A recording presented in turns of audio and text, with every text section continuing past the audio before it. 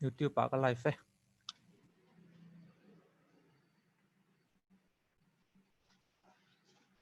Sir, please.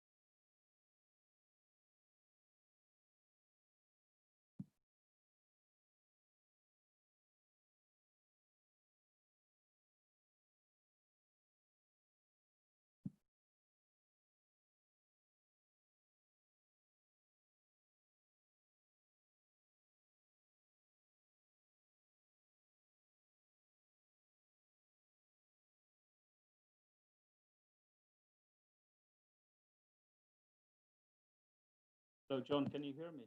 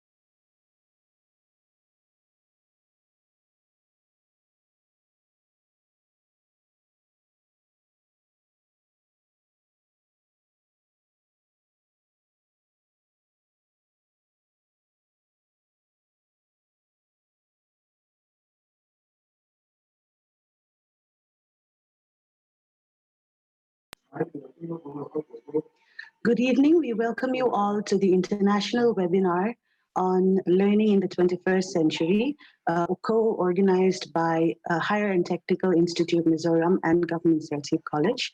Tonight, we are immensely proud and honored to have Dr. Rematsaktswak as our resource person. He's going to talk about multilingualism in Mizoram. Let me first read out an introduction to Dr. Rematsaktswak. He received his doctorate of philosophy in linguistics from Nehu Shillong and has also received Chinese language university in Chuan in China. His areas of research our Grammar of Languages of Northeast India with special emphasis on phonology of Puroic and Mizo, and second language acquisition and teaching. He has received several scholarships, among which is the Indian National Scholarship leading to PhD from the Central University of Indian Languages, Mysore, India. Among numerous publications to his name, Zoram Pari Enge Izon Zofak Christian Tekan Tramtol and the acclaimed Mingo Purid, which was published in 2019. With that, we request Dr. Rematsatwak to enlighten and deepen our knowledge of multilingualism in Mizoram.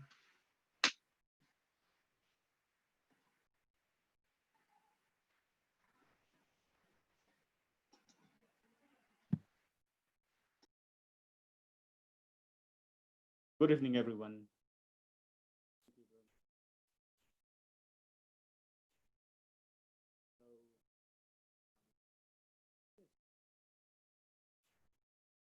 About multilingualism in Mizoram, and can you hear me, please?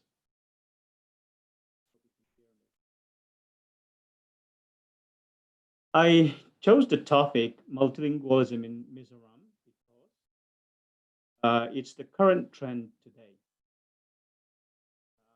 Recently, according to the report by the Northeast Now News, the Mizoram governor, His Excellency T.S. said on September 8th, just a couple of days ago, actually, in his address to the governor's conference on the role of national education policy in transforming higher education, chaired by the President of India. He said this, I quote, "At the same time, multilingualism should definitely be promoted and may even be incentivized, for example, in job opportunities." So the governor was talking about the recently released NEP 2020, multilingualism, and what is called free language policy as envisaged by the new policy. So, in reaction to this, the Chief Minister of the state of Tamil Nadu talked about how his state is not going to implement the policy because he thinks that this is sad and painful and saddening situation. So this recalls to our mind what happened since the 1930s up till the 1950s, when nation riots because of language policy, especially in terms of the attempt to impose Hindi as national language of the nation. So multilingualism very much is the flavor of the month. However, it is not a post-colonial phenomenon in India, nor is it a recent phenomenon anywhere else, because multilingualism has always been with us since the dawn of history. So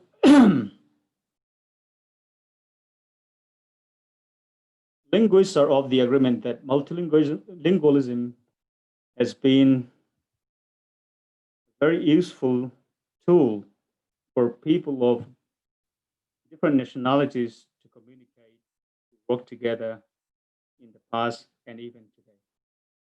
And I have witnessed personally an American Sign Language user trying to sign or communicate with a Chinese Sign Language user. I was told that one has to learn a lot of signs in order to communicate cultures. So apparently there are more than 300 different sign languages in the world today. There is multilingualism even in sign language. So what exactly is multilingualism? In the past, in linguistics, people, when they talk about bilingualism, it can also mean multilingualism. term itself talks about basically, I mean, literally about two languages. In Europe, there's a bilingual education policy, which does not necessarily mean that we use two different languages in school, but it could be four different languages under this bilingual. But today, multilingualism is talked and studied separately. Multilingualism is as separate from bilingual. So, by the definition, multilingualism can mean two things. One is an individual's ability to use two or more languages appropriately. So there's this individual multilingualism. But another one is the presence of two or more different languages in a society, which is often studied and discussed under societal multilingualism. In societal multilingualism, there are two more categories, one being what is called proximate multilingualism. So in proximate multilingualism,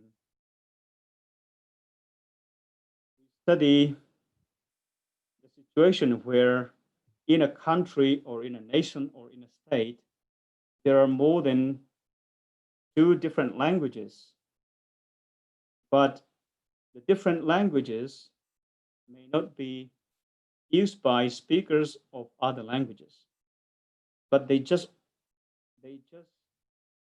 uh, happen to be together in the same area or in the same country.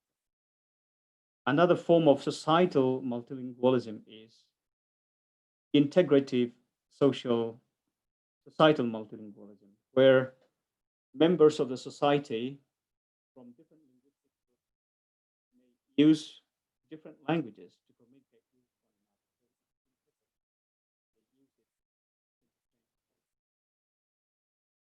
another. So what are the main reasons for multilingualism? I'd like to ask for just a quick question to the technical people here. I was willing to share my screen with you. I have prepared, but I see that I'm not able to do it from my screen. Oh yes, I have it here. So I apologize for. I'll just go back.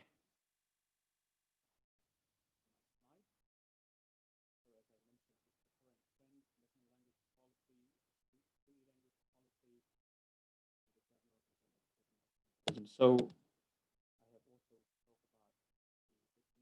here.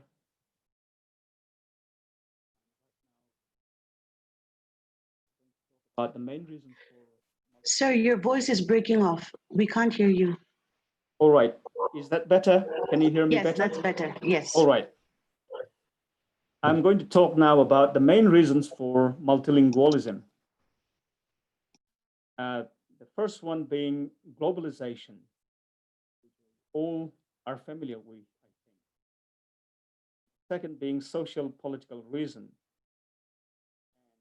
Another one, demographic reason, cultural and emotional reason, linguistic environment, government or education policy.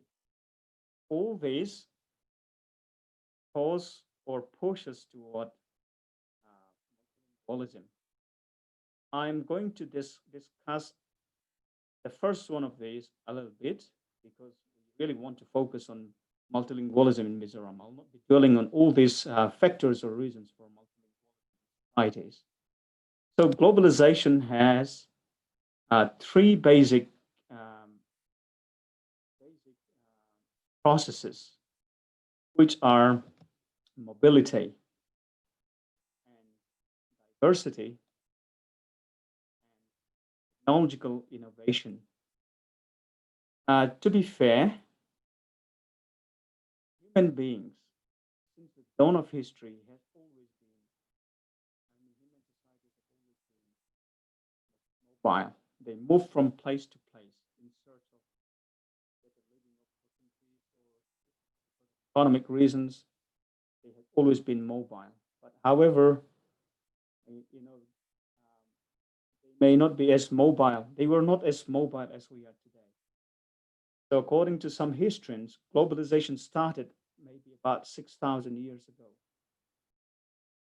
But according to Aronin, a linguist, mentioned about globalization, modern globalization beginning from the time when Christopher Columbus sailed from Europe to the New World in 1492. So when you compare the 15th century world of Columbus to now, we are mobile because we reached the New World from Europe. Now we are around about 24 hours away from everywhere to everywhere. A lot of movements of people to everywhere. Again, there is diversity.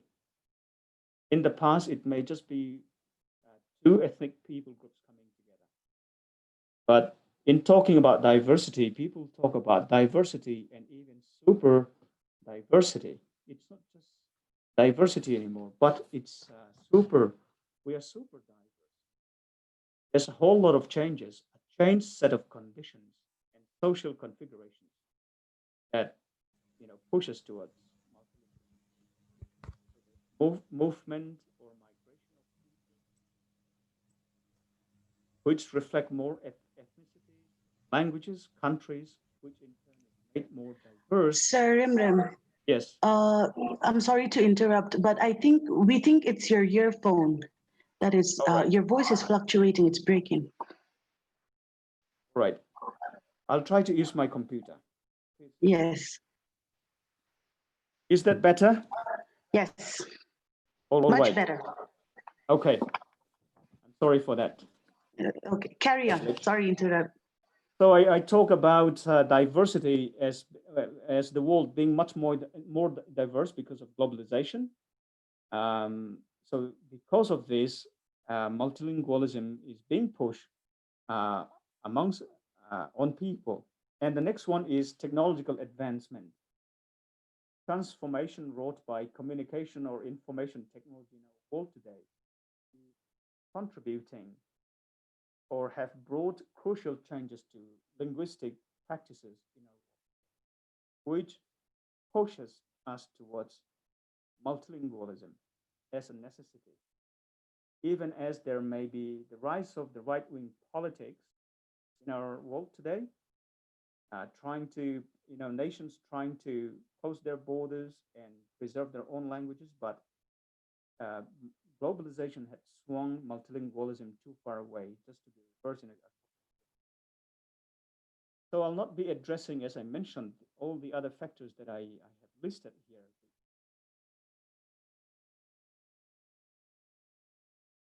Let us just take a look at the situation in the whole country in multilingualism in India. So the number of bilingual speakers in India is, according to the 2011 census, 314.9 million, which is 26% of the population. That's a huge number. And Hindi is one of the official languages of India and had 528 million native speakers, according to the 2011 census. So about 139 million Indians speak Hindi as a second language and 24 million as a third language. That's the source. There is a bit of an increase in bilingualism and a decrease in trilingualism, as you can see on your screen, in a decade. So it stands now at 26.01%. Huge number of people. What about our region in Northeast India?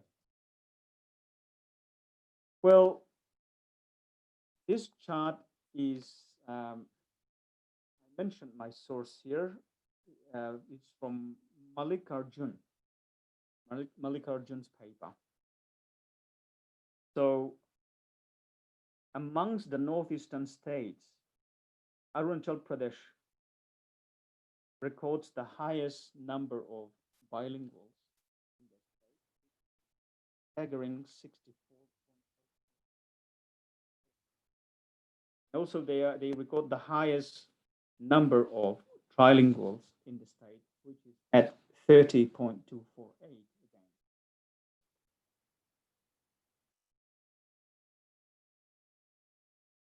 Multilingualism is a way of life in Northeast India because it's a paradise for linguists. We have all sort of different languages from different languages. A lot of people speak a lot of different languages.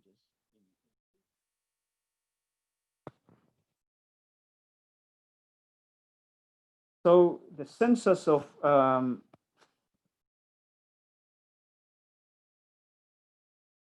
bilingualism among all states of the Northeast is above the national average.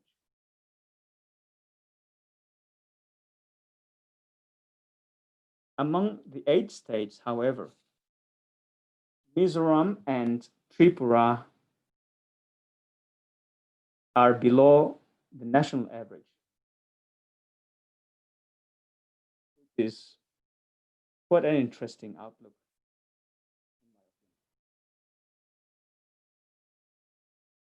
So, what is the situation, present scenario in our state, in the state of Mizoram today? So, in Mizoram, Mizo or Lushai or Dulian, whatever you name it, is spoken by a vast majority of the population at 73.164. And the next majority language is Bengali, spoken by 9.82 people. And Mizo and English are the official languages. And 28.2 of the population in Mizoram are bilingual. It's interesting to note that bilingualism among all languages other than Mizo and Bengali is much above the state average, and it is very low among Mizo speakers, which is at 21.5, as I mentioned before, and Bengali at 25.4. It's quite interesting.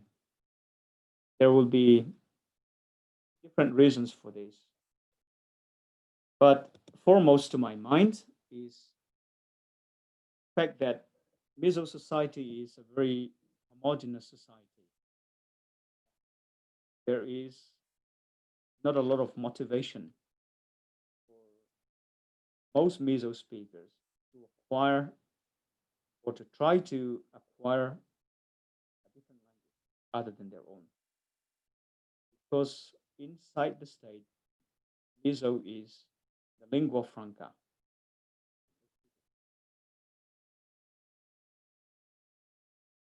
More Mizo speakers are bilingual again. This is an interesting phenomenon. More Mizo speakers are bilingual in English than in Hindi. Among the majority language speakers, more Bengali speakers are bilingual in Hindi than in Mizo.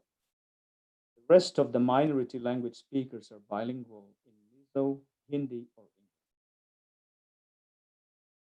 English. Trilingualism, that is the ability to speak 3 languages, among the Mizo speakers is below the state average. In case of speakers of all other languages within the state, it is above the state average. This tells us about the function of the language at the same time, the need for minority speakers in a state or in a country to acquire language of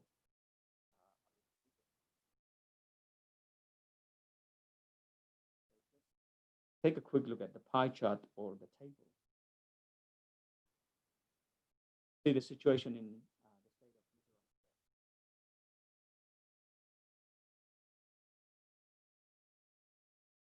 All the languages spoken in Mizoram are not listed here. So we have Bangkwa, Bom, and other languages which are not mentioned here.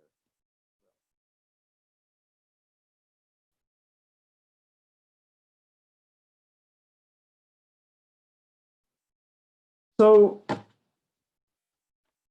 wherever bilingualism has evolved, it is because of a given social, political, and demographic reasons. It always has remained vibrant, according to Professor Mallikarjun. Most of the time, people acquire bilingualism in this context from their early childhood. Usually do not have to go to school to learn to use 2 or more languages. I have just a quick personal anecdote here and experience. I recently hired a carpenter who hailed from the neighboring state of Manipur, comes from Churachandpur, and he told me that he can converse appropriately in 8 different languages. But in Mizoram, most people are monolingual, or maybe they don't have the opportunity.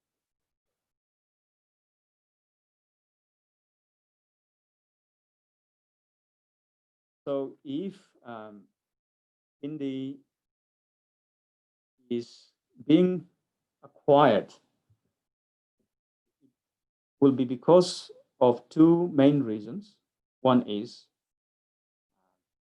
because business people need to have a trade language as they deal with business people from other areas of the country.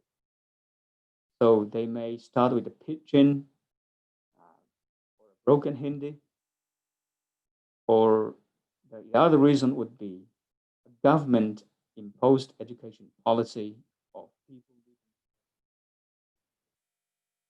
which is a double-edged sword, I think. Either people are driven away by it, or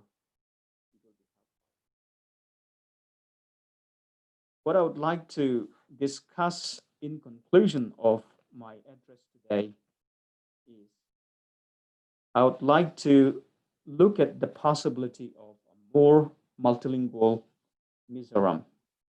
And I put forward 3 arguments to support my point. One is for better opportunities in life.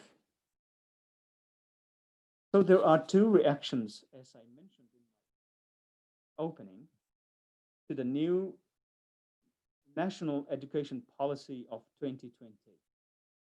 One is being that of the acceptance by most states, including even the southern states, who are traditionally opposed to this kind of policy, like the 3-language policy. The other being the resistance to implement the policy, which reminds one of the anti-Hindi agitation of 1937 to the period 1937 to 1950. The agitations then involved several mass protests, riots, student and political movements, etc., etc. There were self-immolation of people because of the imposition of Hindi as the national language. So the British Raj, when they ruled over India, they made an arbitrary division of states for administrative purposes. But when India gained independence, there was a States Reorganization Committee in 1955 which advocates the reorganization of states along linguistic lines. But not all languages will have their home state. A famous writer in India, who is hailed as the master of Indian pulp fiction. Sorry, can you hear me, Janet? So Surinder Mohan Pathak, who is hailed as the master of Indian pulp fiction, believes that the idea that Hindi could be encroaching on other languages is a myth. I quote, "The southern states never accepted Hindi as the national language. They always insisted that at least one language from the south to be taught in the northern schools if they wanted Hindi to be taught in the southern states. This forever remained a stalemate. The weak will of the center to impose Hindi has also been a reason. The result is only 43% of India patronizes Hindi. Its survival is due to only Uttar Pradesh, Madhya Pradesh, Bihar, and Rajasthan." Unquote. Majority of intellectuals in India are of the view that imposition of any kind is a wrong and political move, but making a language optional should be the aim, rather. So as India is multilingual with about 6,600 different languages and 22,000 plus different dialects, a multilingual individual would have more advantages over a monolingual. That much is understood by everyone, even non-linguists. However, how we achieve multilingualism or how a person, an individual becomes multilingual is a different matter. Either you can try to push people, impose upon them, and met with a strong resistance, or you make it more attractive by making it optional, makes a world of difference there. But for the sake of the Mizoram uh, citizens of the state, I think even as we have been much more interactive in business and culturally and for different reasons, it would be much, much better if a student or a citizen more than two languages. The second reason is for a wider worldview and richer experience of the world. I'm going to discuss a little bit about what may be quite a controversial issue for the past century or so. The German philosopher Nietzsche famously wrote, "We cease," I quote, "we cease to think if we do not want to do it under linguistic constraint," which was originally translated incorrectly as "we have to cease to think if we refuse to do so in the prison house of language," which is a mistranslation. But he was remembered for language as a prison. So Nietzsche came before two linguists who were very well known in the linguistic circle, Edward Sapir and Benjamin Worf. For what they are known for is what is called the Sapir-Whorf hypothesis, which talks about linguistic determinism. What is linguistic determinism? Well, linguistic determinism is the idea that language and its structures limit and determine human knowledge or thought, as well as thought processes such as categorization, memory, and perception. So the term implies that people who speak different languages as their mother tongues have different thought processes. So let me try to give an example here. In Mizoram, being a tropical region, we have a lot of different rains. So even as we have the main word rain, we have different kinds of rain, like what is a very heavy rainfall with thunderstorm is watimpui, and what is a drizzle, very light rain, is wamite. We have so many different kinds of rain. Seasonal rains like the crab rain or airo. When you compare this situation with what may be the situation in the Arabic speaking world, which is known to be very dry because they live in a desert area, they may only have one word for rain. So, according to Franz Boas, it is often disputed, but he mentioned about the many different kinds of snow that the Eskimos have in a language like Inuit's language of the Eskimos. A researcher from University of Texas, Anthony Woodbury, counted 15 different words for snow in UK. 15 different kinds of snow. Think about that. So in the Mizo language, there's only one word for snow, which is pur, because we have the concept of snow, but we have not experienced snow in our region. So we don't have a lot of different categories like we have for rain.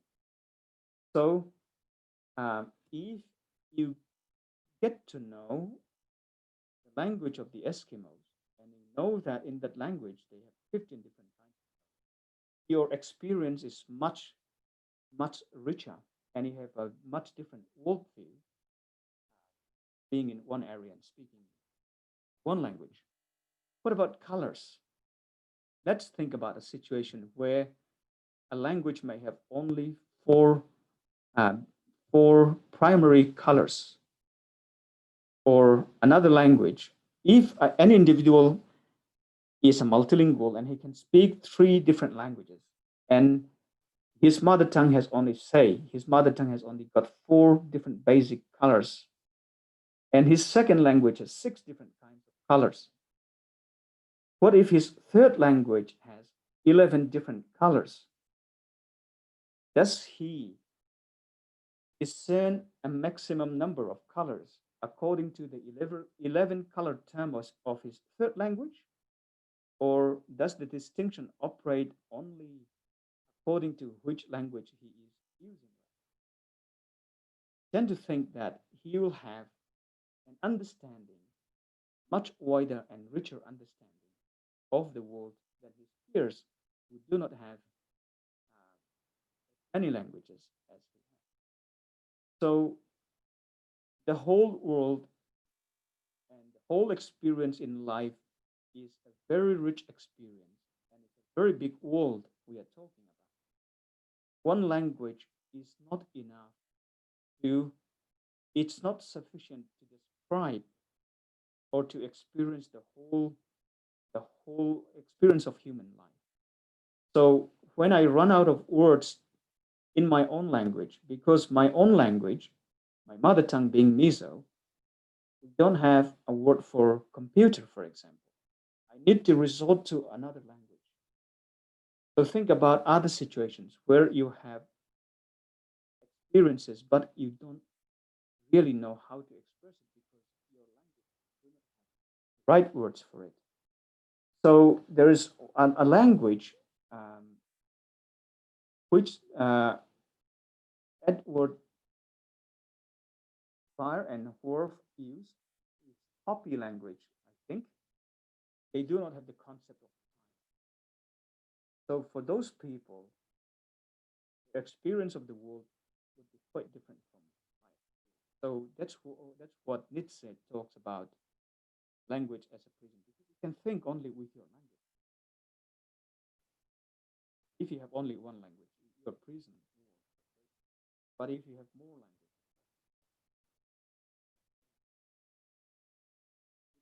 controversial, as I mentioned previously, but I think multilingual individuals have better chances and a richer experience of the world. The third argument that I would like to put forward for a multilingual Mizoram is unity and better cooperation. I don't know what your take is on the new educational policy of the 2020 and the language policy of the government in the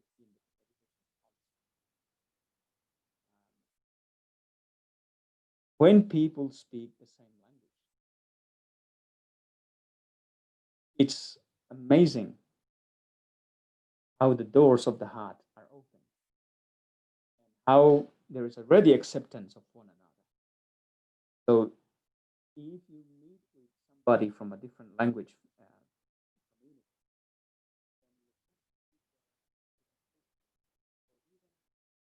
community, even if you are very thickly accented, but your effort to want to speak their language, open up doors.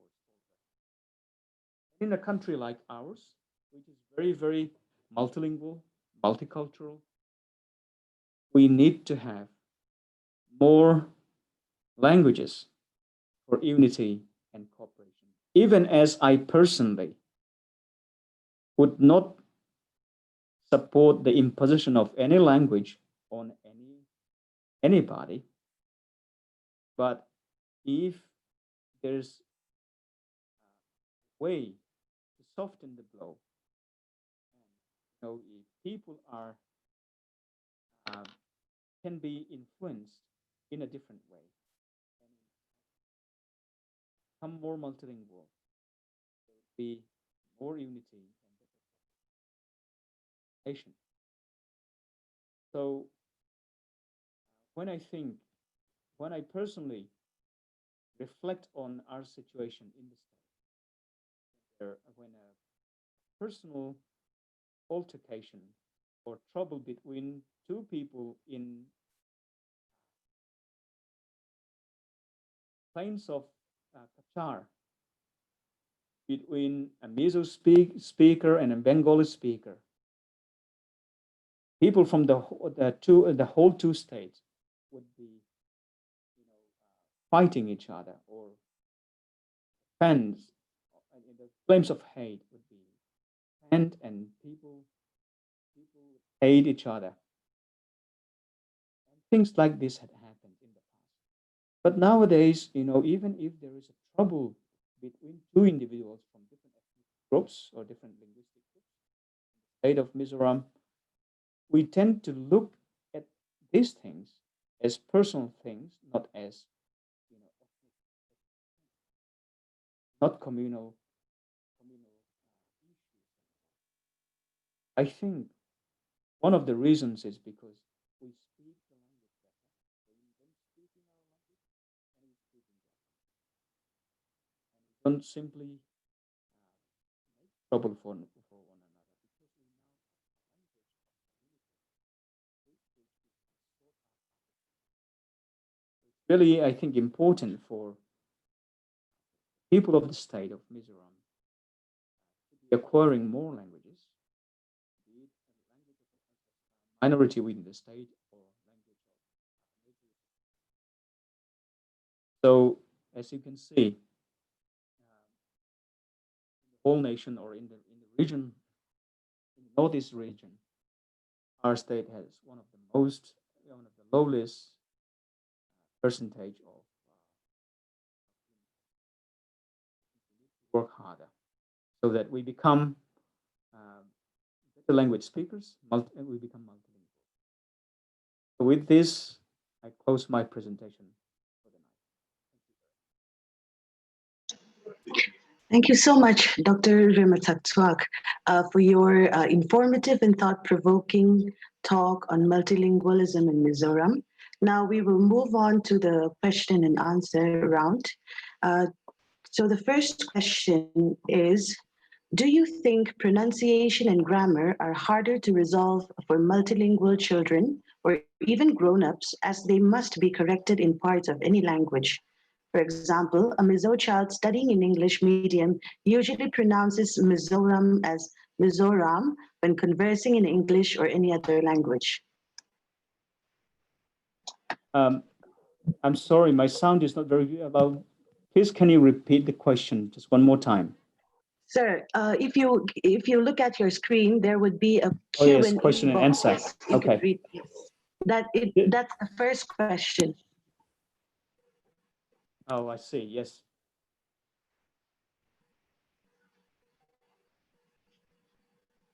Let us give Sir a moment to read the question and process his thoughts before he answers.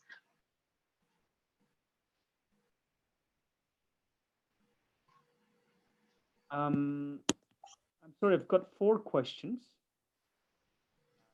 Yes, Second sir, question, you can you read can. out? Yes, sir. If you want, you can read out the question and answer it Oh, here, accordingly. I got it. Do you think pronunciation and grammar are harder to resolve for multilingual children or even grown-ups as they must speak?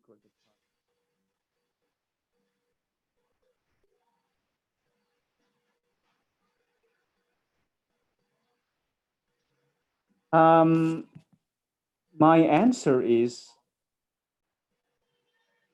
I don't think so. So there are two school of thoughts here.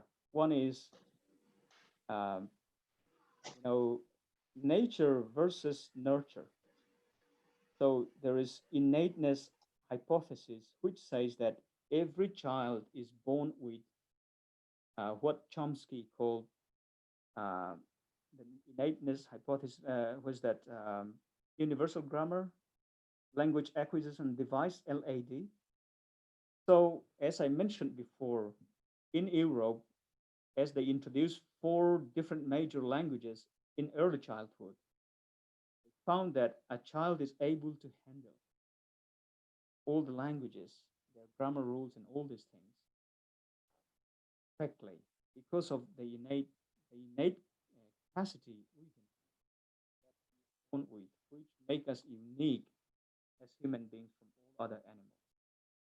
So if there is a critical age theory, which is controversial, but what it says is that before a child turns 8 years old, he'll be able to acquire language like a native speaker. Competence level would be very high. There will be no trouble understanding for him or in pronunciation, grammar as well, because you don't teach him. Like I mentioned before, if a language is imposed on a student in a classroom, there may be a lot of factors for him becoming resistant towards it. But if a child grows up in a multilingual environment, say, and he mingles with different people from different ethnic groups, he will not be taught language per se, but he'll be learning like a native language. I don't believe that there will be any trouble for him to handle the pronunciation. That's my answer to the first question.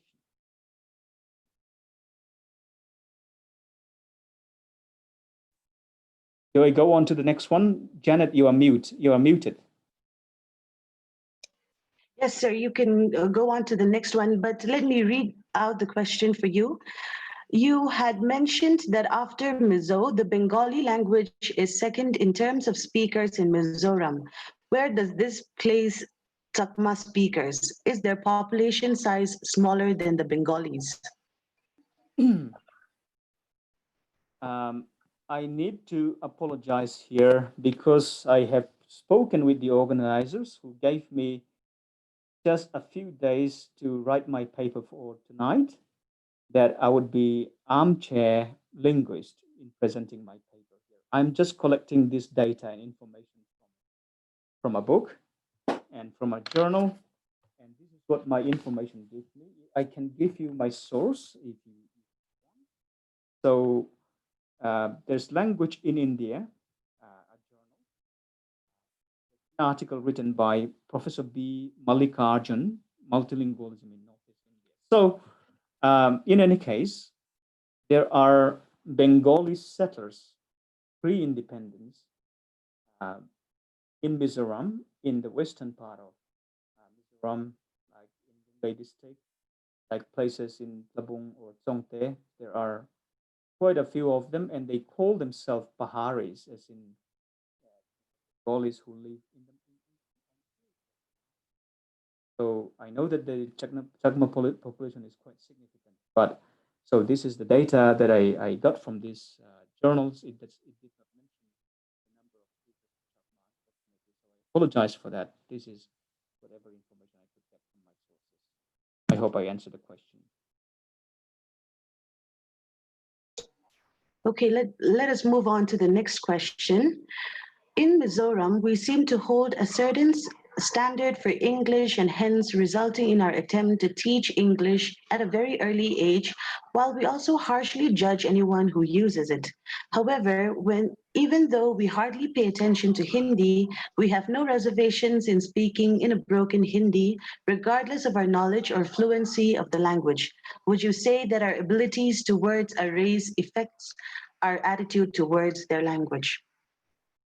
Yes, in my presentation, I mentioned about some of the factors leading towards multilingualism. So amongst them, I mentioned something like number four, cultural and emotional reason.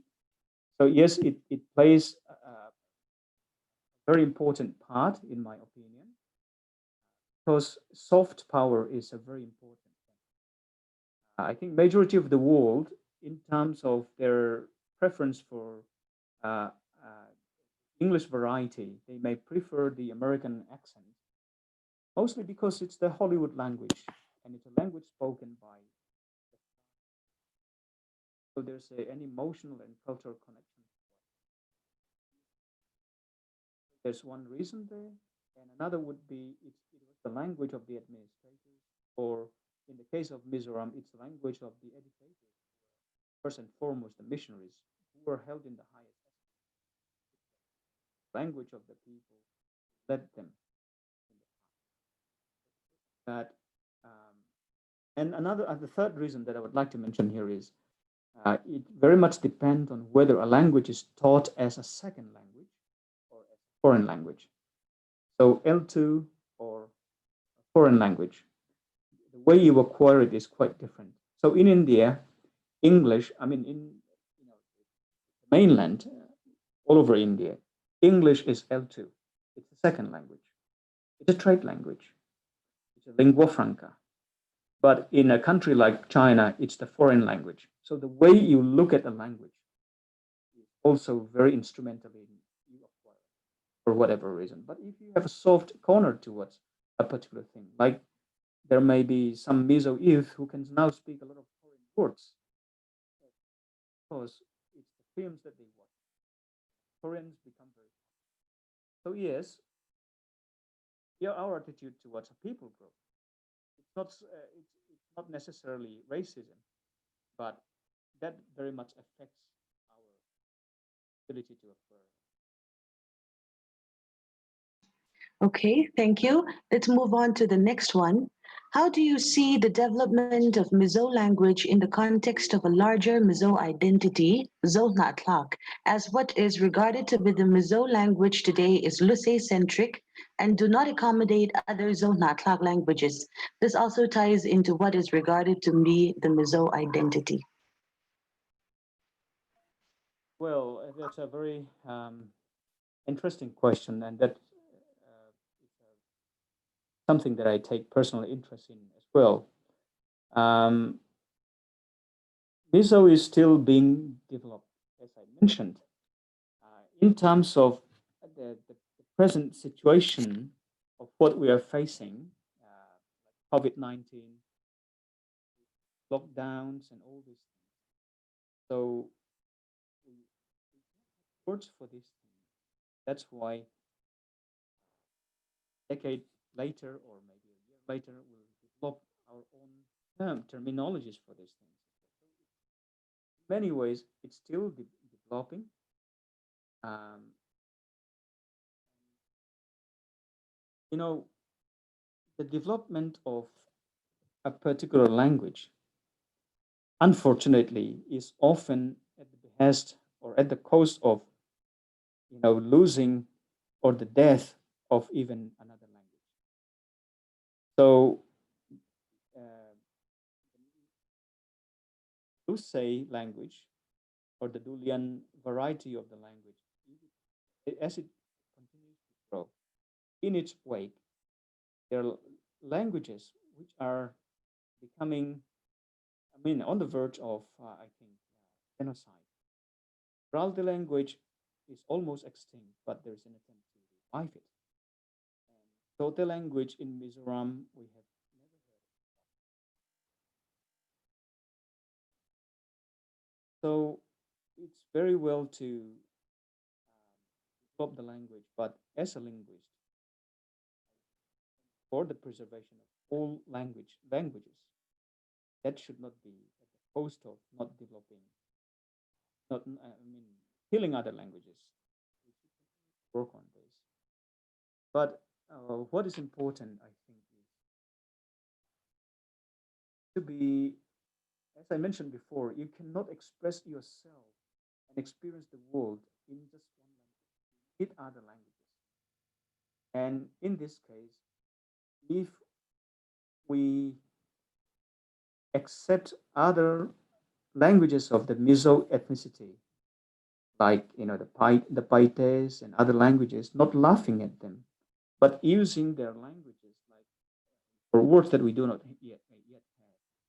I understand that the Mizos in Myanmar, when there was the use of the tape recorder and tape cassettes, they have a word for cassette as kui, which we don't have here. So if we take on these things from these elements from other languages, then our language would be enriched at the same time, serve more people. I hope I answered the question. I hope so too. That was very interesting. But let us quickly move on to the next two questions, and then we will end the session with those two. The next question is, do you think early studies in multilingualism, particularly for a young child, leads to language delay fluency, especially delayed fluency in one's native tongue? That's for a psycholinguist to answer, I think. Um, Theoretically, and also according to, there's a large body of literature available on this in second language acquisition. Uh, it does not have to be that case. The agreement of most linguists, I think. So let me go back to what I mentioned before, the situation in Europe, where you have different major languages, Spanish, English, French. So within the European Union, what they used to do was, I mean, they have the bilingual education policy where a child is taught four different languages simultaneously. When they grow up, they have the use of at least two or three or even more languages, which they use as a medium of instruction. So at the Chomskyan LAD, or the language acquisition device, is what human beings are apparently born with. A child can handle as many languages as we throw at them. But as I mentioned before, the controversial critical age situation, after you turn 8, or when, as an adult language learner, you know how you struggle with this. But uh, I'm sorry to bring my personal experience here of my son. We never taught him any grammar. We never taught him language consciously, but he acquired the language on his own, and he speaks much more than taught him. So he strings together sentences which we have never said. His mind works, and he handles this. So children could handle as many languages.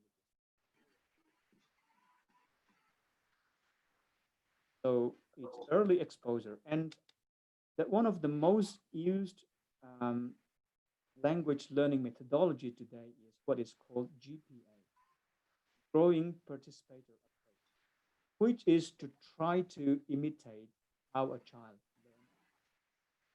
So a child will begin to speak at 2, and by 3, they'll be able to speak out their mind and say things meaningfully. So in GPA, what they try to do is imitate a child language learning behavior by listening a lot before they attempt to speak. So this is found to be one of the most effective ways of learning language. So my point is, it should not lead to the problem of a child acquiring fluency. That's my understanding.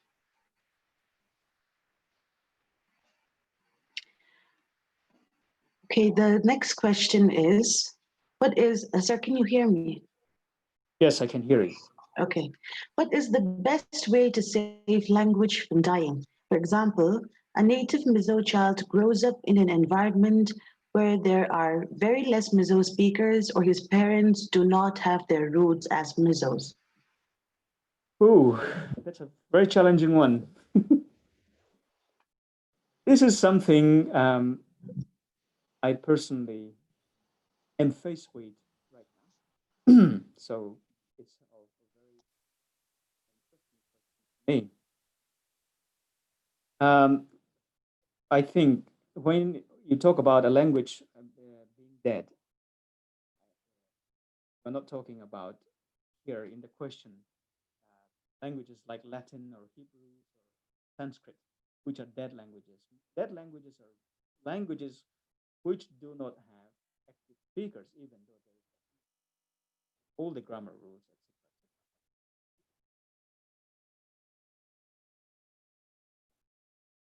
So I think you don't mean that. The next one is family problem, isn't it? Yes, there are people who are uprooted from their native places, be it Myanmar or be it Manipur, Tripura, where there are middle when they're uprooted and go to live cross culturally in a state in India or even outside. Uh, I think it's very much. Uh, I'm sorry. Let me go a bit further here to say there are what are called TCKs or third culture kids. Third culture kids, there's a whole lot of literature or lots of books written about them because as children of diplomats living in another country for many years, sometimes it affects them psychologically. I mean, the children not knowing who they are, what their identity are. So it's a very real problem here. So for me, as I have mentioned before, for multilingualism or for learning any language, environment is really important. So if a child still has two parents, you can be a multilingual family, just like there can be a multilingual individual. The individual knows when to switch the codes of language, when to use the language. In at work, he may use the language of the nation. In the market, he may use the trade language. But at home, talking to his family, he can maintain the use of the mother. The child can grow up in a Mizo-speaking home, where at the same time he will not have problems in his adopted country because in school and among his peers he will be conversing in the language of his adopted culture or country. So I think um, parents who do not have their upbringing in Mizoram or in a Mizo society are challenged. I understand, but at the same time, I know people personally who are exactly like this, and they struggle. But because of their struggle, they have voiced up to the fact that they need to make sure that their child grows up knowing the language and knowing the culture as well, because language and culture go together. So I think the home environment is really important when there are no outside influence, because your linguistic environment may not allow you to do this, but at home, that's your homestead. That's the environment you can control. So with the with globalization, let me go back there a bit. With globalization and with the information technology, there are YouTube stories, songs, all these things available now, much more than before. And it's amazing what children can learn some young children in Mizoram learn Hindi by playing online games with Hindi speakers. So all these things are available now in this program. So create a Mizo-speaking environment at home and speak the language. Expose the child to all these things.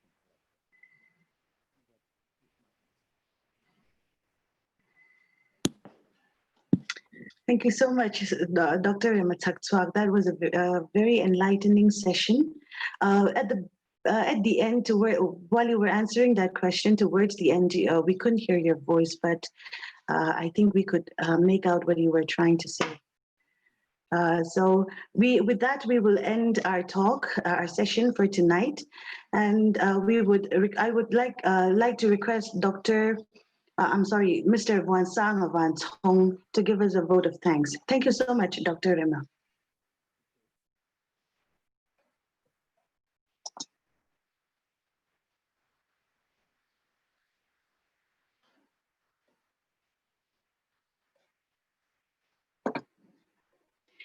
If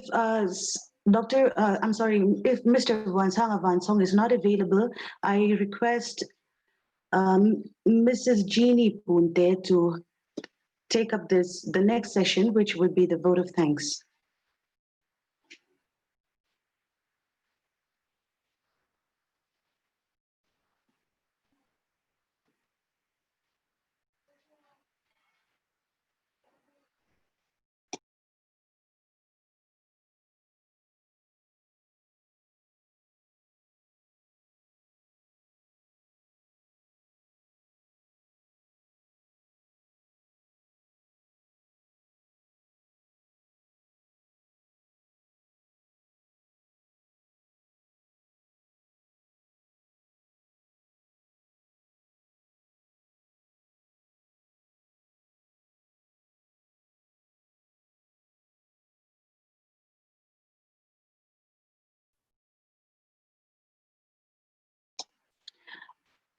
Mrs. Punte, I would like to interrupt you. You are muting yourself.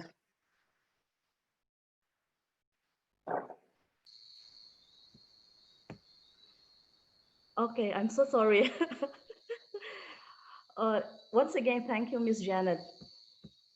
Um, so, uh, First and foremost, we are thankful to God for seeing us through to the end of our webinar, for we are aware that there are factors way beyond our control which can hamper the success of our program. Next, we would like to thank the organizers for putting together a wonderful and insightful webinar. We hope that the participants are immensely benefited and enriched by its contents. We will forever be grateful to all our resource persons for sparing their valuable time and knowledge. At this moment, I'm afraid that try as I might, my vocabulary cannot describe the gratitude that we have for them. And most importantly, we thank the participants. As this program is exclusively for you, your participation is what makes our program successful. Once again, thank you all. Back to you, Janet. Thank you so much, Ms. Punte. So with that, we end our webinar and we end tonight's session as well. Thank you, Dr. Rema Taktuak again. Thank you, Ms. Punte. And I hope you have a wonderful life ahead of you. To all the participants, corona-free life. Stay healthy and good night.